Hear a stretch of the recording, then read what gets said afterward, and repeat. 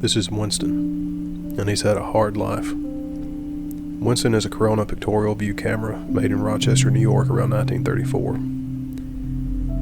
Generally, I try to keep the talking and the commentary with these sorts of videos to a minimum, but as we go, I think there will be a few times where you will want to know exactly how I found Winston and what I did to bring him back.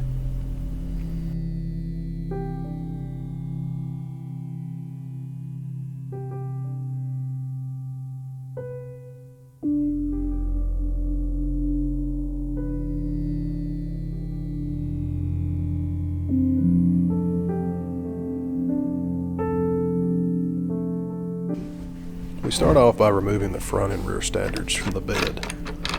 The camera itself, for my purposes, will need to fold up, which originally it did, but it has these steel shanks, and those are the first to go. These will become extremely important later.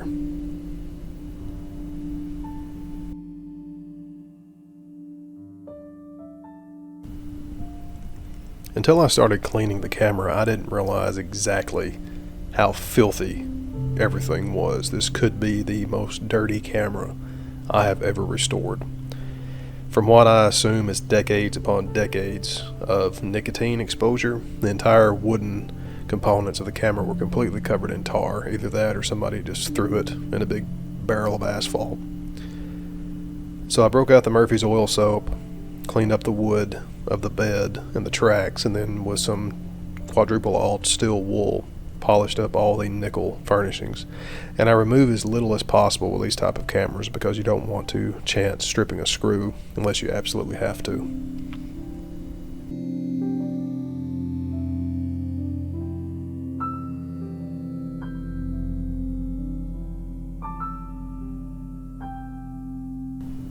An extremely small amount of furniture polish dripped into the tracks goes a long way to help the rear standard as it moves along the rails during focusing. While the track and the bed dried, I moved on to the front and rear standard.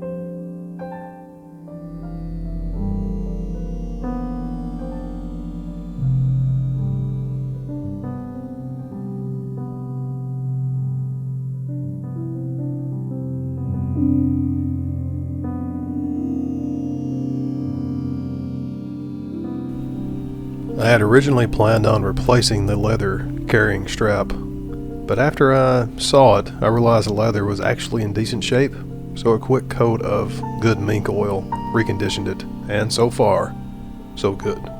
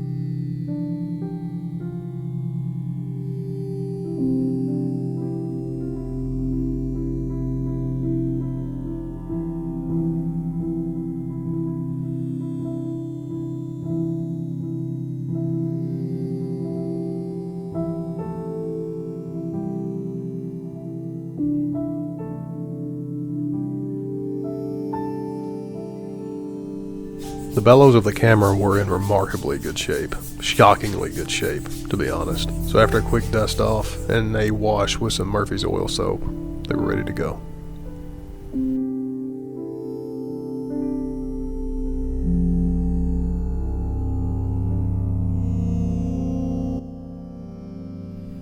The lens of this camera is a Kodak Anastigmat 8.5-inch f4.5.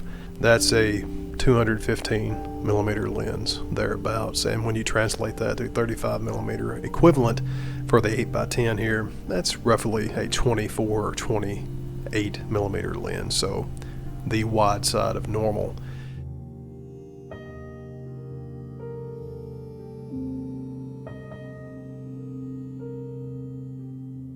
The lens itself was in good shape. It has a Packard number 6 shutter, and I'm going to post up an entire video of the restoration and calibration of this shutter. Just know now that I cleaned the lens, did a little bit of work to the Packard itself, and fashioned a new bulb release out of a blood pressure cuff, which up till now seems to work just perfectly.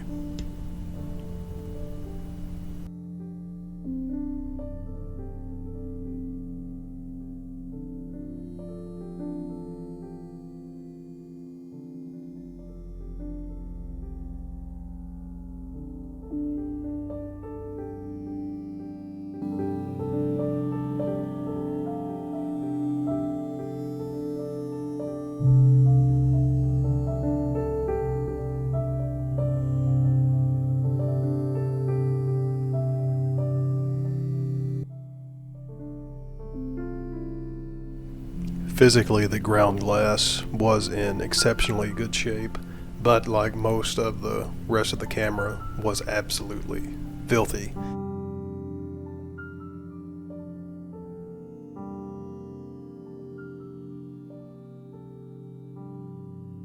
So I removed it and gave it a good cleaning with just some regular Windex.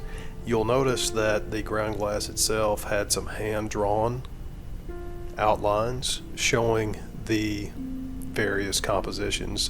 This camera actually came with a very unique 5x7 reducing back that was completely I've never seen anything like it before. But anyway, I had originally planned on leaving these hand-drawn lines on the ground glass, but unfortunately when I was cleaning it, the pencil, what I assumed was graphite pencil, completely washed away.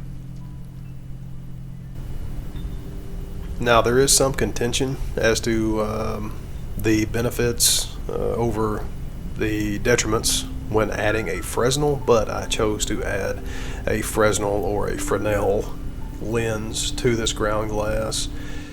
A Fresnel simply just allows more light to focus onto the ground glass, so you have a brighter image to focus on. Now we see here the ground glass without the Fresnel or the Fresnel, and now we see it with the Fresnel or the Fresnel applied. All I did was get a very cheap Fresnel lens off of Amazon, clip the corners, and put it directly behind the ground glass. Now what you see happening here is me cleaning and reconditioning the film holders, the original film holders that went along with Winston. Now I didn't actually get these holders with the camera, but I kept my ear to the ground, and when they popped up for sale, I snatched them up.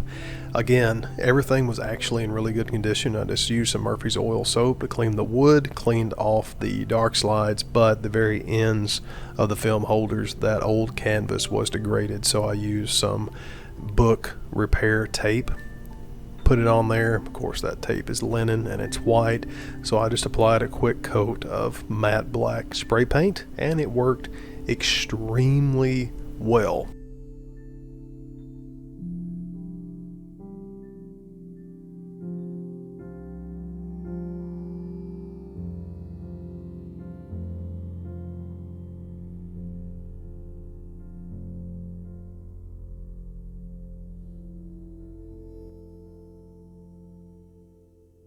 Now at this point, I thought I was home free, but unfortunately, I was not.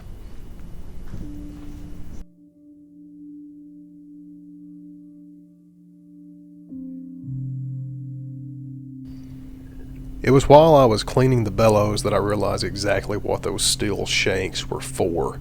As it turns out, the front of the bed was actually split. The wood itself was split, and that's what you see here. So if I were to extend the rear standard all the way out, let's say for close-up focusing, the bed of the camera itself would not support its own weight.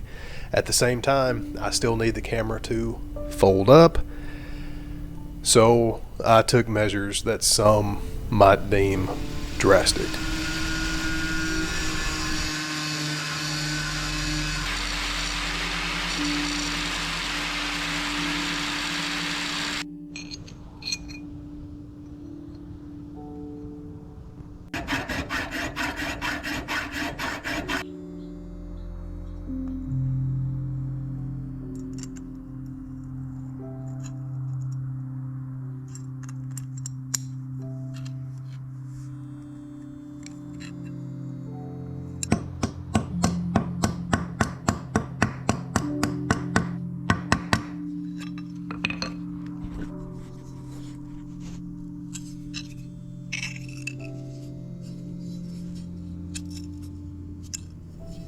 I completely cannibalized the original steel shanks and cut them off so that the entire camera would fold up.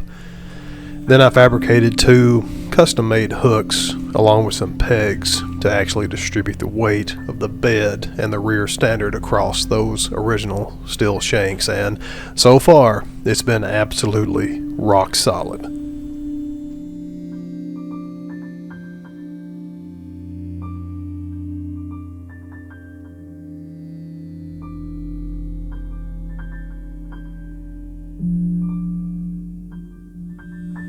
Winston is an old timer, and I guess in a way so am I.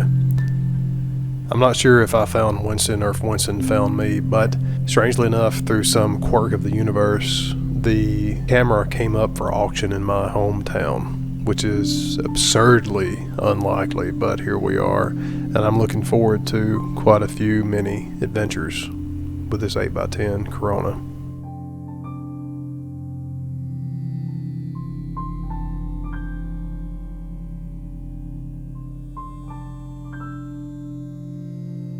Maybe old Winston has another 100 years in him. We'll see.